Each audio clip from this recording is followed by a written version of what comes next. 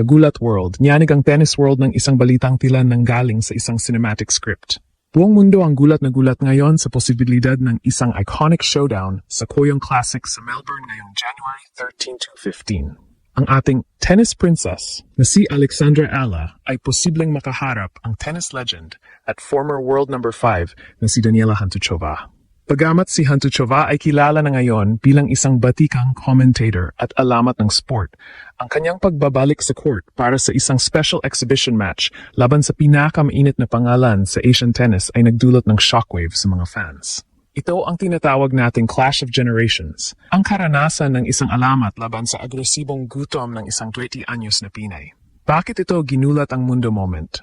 Dahil si Daniela Hantuchova ay simbolo ng golden era ng WTA. Mayroon siyang career Grand Slam sa mixed doubles at 7 WTA singles titles.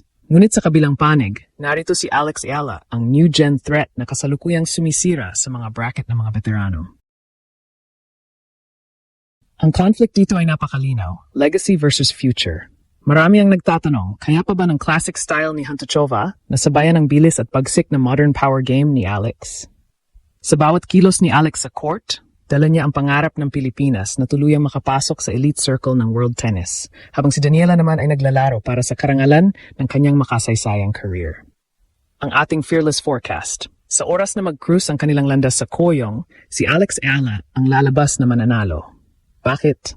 Dahil sa tennis, time is the ultimate opponent. Habang taglay ni Daniela ang talino at karanasan, hawak naman ni Alex ang bilis, stamina, at ang winning momentum mula sa kanyang viral run sa Auckland. Si Alex ay nasa peak ng kanyang conditioning at ang kanyang left-handed advantage ay magiging isang malaking palaisipan para sa isang legend na matagal nang wala sa full-time tour.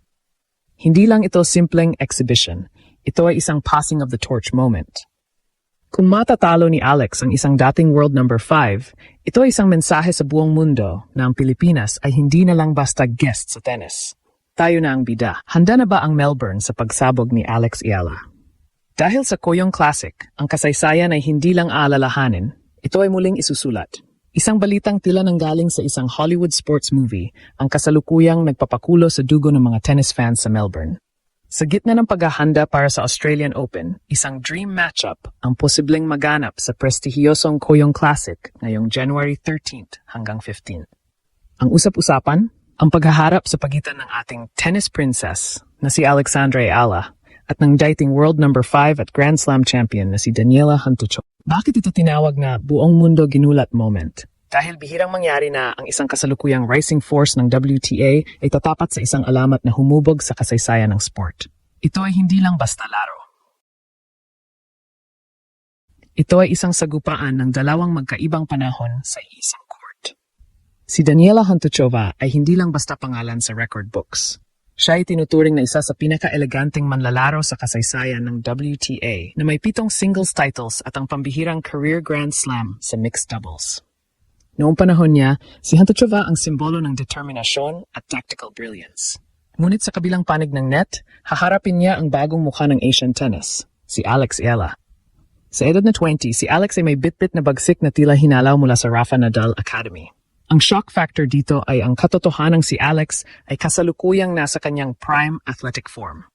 Habang si Daniela naman ay papasok bilang isang veteranong may talino na hindi matatawaran. Ang tensyon ay nagmumula sa katanungang, kaya pa ba ng classic style na pigilan ang modern power? Sa Melbourne, kung saan ang init ng sikat ng araw ay sapat na para ubusin ang stamina ng kahit sinong atleta, ang labanang ito ay magiging pagsubok ng intelligence versus intensity. Maraming fans ang nananabik na makita kung paano dumedepensa si Hantuchova sa mga matatalim na forehand winners ni Ayala na nag-viral na sa buong mundo. Ang conflict na ito ay personal din para sa mga Pinoy.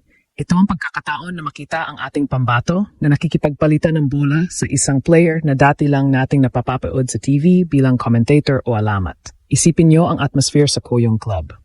Ang mga old-school tennis purists ay nandoon para suportahan ang finesse ni Hantuchova, habang ang mga new-gen fans at ang dambuhalang komunidad ng mga Pilipino ay magpapaingay para kay Alex. Ito ang tinatawag nating passing of the torch scenario. Kung sa exhibition match na ito ay maipapakita ni Alex ang kanyang dominasyon, ito ay magsisilbing babala sa lahat ng mga kasalukuyang top players. Ang Pilipinas ay hindi na lang basta guest star sa malalaking torneo. tayo na ang main event. Handa na ba ang mundo sa pasabog ni Alex Eala laban sa isang dating world number 5? Dahil sa Melbourne, ang nakaraan at ang kinabukasan ay magtatagpo sa isang makapigil hiningang palitan ng stroke. Upang mas lalong maintindihan kung bakit ito ay isang buong mundo ginulat moment, kailangan nating ilatag ang mga numero sa lamesa. Sa isang panig, narito ang ating pambato na si Alex Eala, ang 20 anyos na kasalukuyang nasa world number 53. Sa kabilang panig naman ay si Daniela Hantuchova, isang alamat na umabot sa Rurok bilang world number 5 noong 2003. Ang contrast ay hindi lang sa edad. Ito ay sa estilo ng paglalaro at sa kondisyon ng katawan. Si Alex ay nasa kanyang pisikal na Rurok. Ang kanyang court coverage at speed ay kasalukuyang kinatatakutan sa WTA Tour. Sa kabilang dako, bagamat matagal nang retirado sa professional tour, si Hantuchova ay kilala pa rin sa kanyang clinical precision at tactical intelligence. Silipin natin ang statistika. Si Hantuchova ay may taas na 5'11", isang bentahe na nagbibigay sa kanya ng malawak na reach sa net at isang matikas na serve. Ngunit si Alex Eala sa kanyang taas na 5'9" ay may lower center of gravity na nagbibigay sa kanya ng mas mabilis na lateral movement. Sa modernong tennis, ang bilis ng paa ang madalas na tumatalo sa taas at dito dehado ang isang veteran player. Ang shock factor dito ay ang katotohanang si Alex ay sanay sa 3-hour marathon sa court, habang si Daniela ay sanay na ngayon sa mas maikling exhibition format. Ang labanang ito ay magiging pagsubok kung hanggang saan kayang pigilan ng experience ang explosive power. Heto ang matinding contrast. Ang laro ni Alex ay nakabase sa heavy topspin at aggressive baseline rallies.